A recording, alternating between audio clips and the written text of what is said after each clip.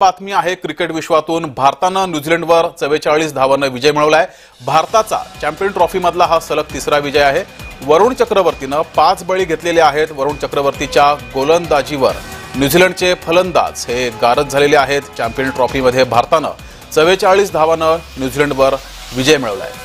वरुण चक्रवर्तीनं घातक गोलंदाजी करत 5 बळी मिळवले आणि आता सेमीफायनल मध्ये भारताची गाठ ही ऑस्ट्रेलिया विरुद्ध असणार आहे।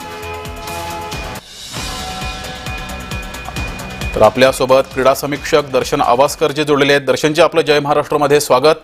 सुरुवातीला फलंदाजी करताना भारताची अडखळत सुरुवात झाली होती। 30 धावांवर 3 गडी बाद होते, मात्र तरी सुद्धा भारतानं सामना जिंकलाय। या सर्वप्रथम सर्वांचं अभिनंदन की भारताने आता सेमीफायनल मध्ये जिंकू। आता सेमीफायनल मध्ये आपण आता जिंकलेलो आहे।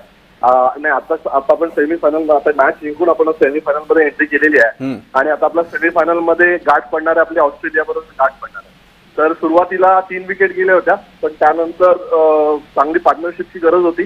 श्रेयस अय्यर ऍज युजुअल आज पण धावून आला। श्रेयस अय्यरनी आज केली, जसा तो फॉर्म मध्ये आहे त्याच्या फॉर्मच्या साजेशी आज त्यांनी खेळी केली। त्यानंतर अक्षर पटेल यांनी दोघांनी पण त्यांना खूप चांगली साथ दिली आणि इंडियाला एक सन्मानजनक टोटलच्या नजदीक नेऊन ठेवलं। 249 धावांचं लक्ष ठेवलेलं आणि खूप चांगलं लक्ष होतं, कारण हा स्पिनिंग ट्रॅक आहे आणि स्पिनिंग ट्रॅकवर इंडिया 4 स्पिनर घेऊन उतरली होती।